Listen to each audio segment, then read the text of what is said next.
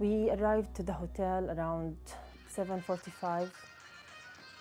We entered the hotel with we were joined with what we call the zafe, which is the traditional band we use at the wedding ceremonies. I could never ever think that this was a terrorist attack. After the bombing took place, I went back home to my parents' house with my aunt and my cousins. At that time, I did not know who was alive. After a few hours of trying, I could call my husband, and he told me that both of your parents are okay. They are at the hospital, and I'm going to see them now. So I felt a bit relieved because he said that they are fine. But later at that night, I knew that my father has lost his life, and my mother was severely injured. She was injured in her spinal cord, and she had 2 surgeries at that night, but she could not make it, and after 1 week she also passed away. I was actually lying underneath a car when I heard the explosion. The massive car bomb in Omagh exploded at 3:10 in the heart of the town's busy shopping area. When I went home, I discovered that Aidan hadn't phoned home or hadn't came home. I left immediately for the hospital. It was quite a horrific scene, and I frantically went through the hospital looking for Aidan, and I couldn't find him. I left the hospital and went to the leisure centre. That's where the information was collated. I think it was about 3:30 in the morning. I was taken into a room, and 2 police officers asked me some very detailed questions about Aidan's clothing and his appearance. And when we finished, he asked me to go to the local army camp, where one of the helicopter hangars had been turned into a temporary mortuary, and it was there that Aidan's body was identified. During the game, I was like talking about my birthday, at the same time talking about the first World Cup in Africa. I just left the place. As I was going to reach my sister's place, I had like a blast.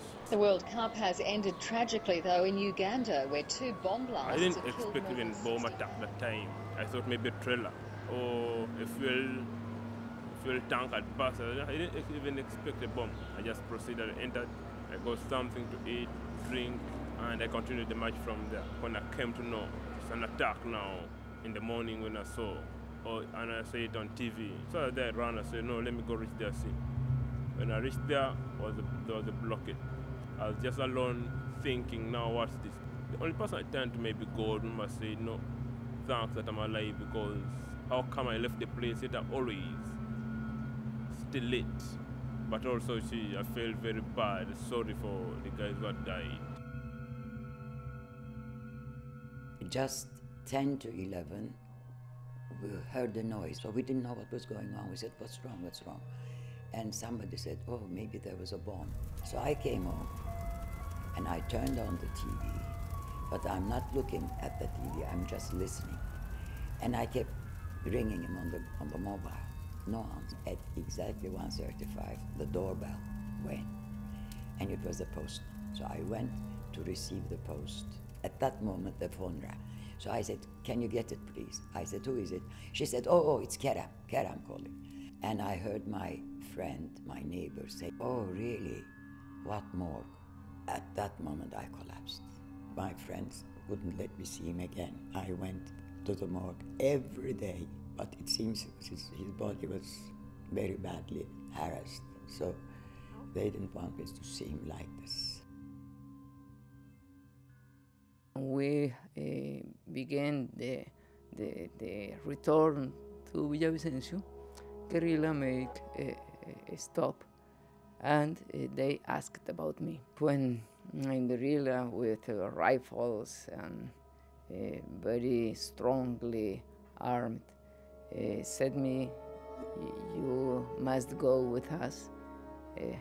I was very feared. They took me to a place where other hostages in a camp with a wire as a cage, I would think. They didn't speak with us. It was prohibited. You always think it happens to other people, but not to you. So, of course, I was very afraid. I remember standing at the bar in the banquet hall when we heard what had to have sounded only like firecrackers. The Taj staff, who were extremely diligent and incredibly brave, guided us through the inner corridor of the hotel to another part of the Taj called the Chambers. We felt relatively safe and we thought we'd be fine. Even while the bullets were going on, we went out and we got this gentleman, this Taj maintenance officer who'd been shot in the stomach. We brought him in and then we bolted the door. A couple of doctors who tried to help the man who'd been shot, but there was very little they could do as his intestines were almost coming out. We then just sat there and waited as there was this constant stream of gunfire and exploding grenades going off outside. I think for myself, I pretty much resigned myself to waiting to be put out of my misery. मेरी wife एक UN के दफ्तर में काम करती थी और पिछले साल उनके दफ्तर के अंदर एक खुद का हमला आवर दाखिल हुआ और उसने अपने आप को उड़ा दिया। उस दफ्तर में काम करने वाले 5 लोगों की वफ़ात हुई, जिनमें एक मेरी वाइफ थी। ये कि आप सुबह अपनी वाइफ को ऑफिस छोड़ के आते हैं और आप शाम का प्लान बना रहे होते हैं कि जब 5 बजे मैं आपको पिक करूंगा तो हम जिना सुपर जाएंगे, वहाँ पर हमने ये काम करने हैं। 1 बजे 2:15 बजे आप एक उसकी डेड बॉडी लेके घर आ जाते हैं और शाम को 5 बजे आप उसको गुस्ल दे के फारग हो जाते हैं और रात को 10 बजे आप उसको दफना देते हैं। तो ये चीज़ जो है, इसको समझने के लिए सिर्फ वही समझ सकता है जो कि इससे गुजरा होता है। आज तक हमें अभी तक इस सवाल का जवाब नहीं मिला कि ये क्यों है, ये क्या वजह है कि ये इस किस्म का सानिहा जो है ये पाकिस्तान में इतना कॉमन हो गया है। कहते हैं द गुड डाई यंग, शायद इसलिए वो चली गई कि वो अच्छी थी, मगर उसके साथ साथ फिर ये भी सवाल होता है कि जो पीछे रह गए उनमें क्या खराबी थी। After I went to crew practice, I went to a breakfast meeting in a hotel outside of Boston in Cambridge, the Marriott. And when I was leaving that hotel, that's when someone came up to me and said, "Did you hear the latest gossip?" I'll never forget, that was his line. And I sort of rolled my eyes and said, "No, I don't know what you're talking about." And he said, 2 planes have hit the World Trade Center in New York. And I thought, well, that doesn't really sound like gossip, but much like everyone else, I just thought it was 2 small planes. And I was coming down an escalator into the lobby when I saw on TV what was going on. It doesn't appear that there's any kind of an effort up there yet. Now remember, I was shocked and stood transfixed in front of the TV, and it never dawned on me that anyone I knew could be affected. And it wasn't until the crawl on the screen said that one of the planes was out of Boston flying to California. And I remember thinking, gosh, it really stinks for anyone who's flying today. And then it took me a good few seconds to remember, wait, Mom's supposed to fly today. Evi telefon açıyor, ben geliyorum, beni karşılayın diye. Yine onu bıraktığımız otobüs durağından babam onu almak için gidiyor. Ama bir terslik olduğunu kendisi de, yanda bulunan kişiler ateş yakmışlar. O ateşle ellerindeki molotofları tutuşturuyorlar ve otobüse atıyorlar. Önce babam ne olduğunu anlayamıyor. Bir kız kapıda, otobüsün kapısında bir kızın olduğunu görüyor. Kim olduğunu anlamıyor ama kız yanıyor, bağırıyor baba beni kurtar diye. Ama o bir insaniyetlik namına onun yanına gidiyor onu kurtarmak için. Fakat bir bakıyor ki kendi kızı, bütün vücudu yanmıştı. Bana ilk söylediği şey, abi beni kurtardı. Bana ne olacaktı? Siz ona bakıyorsunuz ama o size öyle bakmıyor. Sizin ona baktığınız gibi bakamıyor. Ne yapacağınızı bilmiyorsunuz. O sadece beni kurtarın diyor. Siz ama onu kurtaramıyorsunuz. Elini bile tutamıyorsunuz çünkü elleri de yanmış. The night before, a friend of mine phoned me and she told me she was going to pick me up at a different station so that I could wake up later. So this is what I did, and my brother took the train.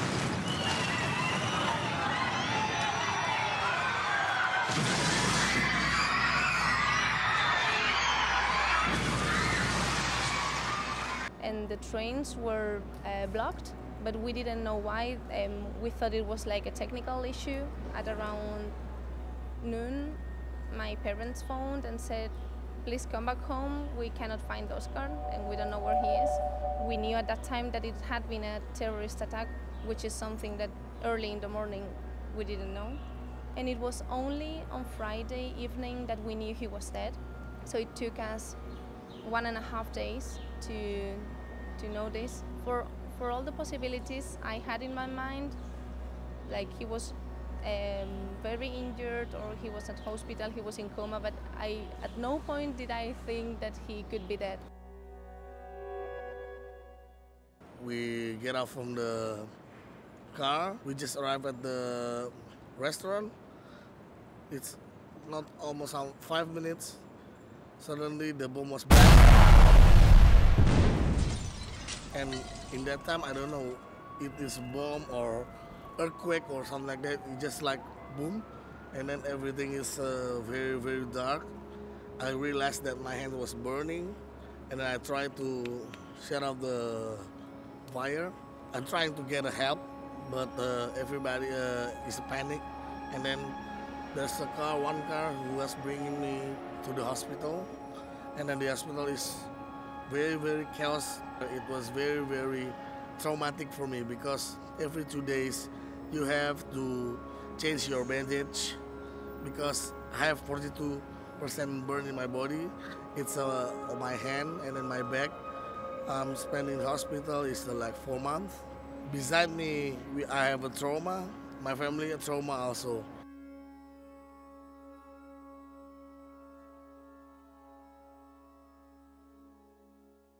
My family is now getting larger. I have 2 kids. I have my daughter, her name is Hala. I named her after my mother's name. She's 4 years old. And I have Khaled, also named him after my father-in-law's name. He's only 2 months old. Hala and Khaled really brought back the real meaning of joy and happiness into my life. I was constantly thinking about Oma. I really made Oma part of my life. I have worked mainly with victims and victim-related issues. I suppose in some ways that has been, maybe for me, my type of therapy. It has changed me seriously in that I think always, how come that I survive? You know, sometimes tears just flow and then say, you can't control it. Yeah. But I've tried to move on, so because at least, I've tried to copy up, joining networks of terrorism, how to stop it, speak against terrorism. I merely exist because half of me is gone. For 1 year, I didn't go out of the house.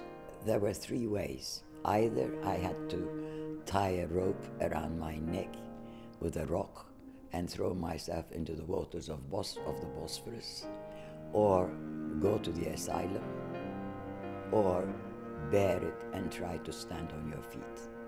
So now I work as a drama teacher, and I raise lovely students, and they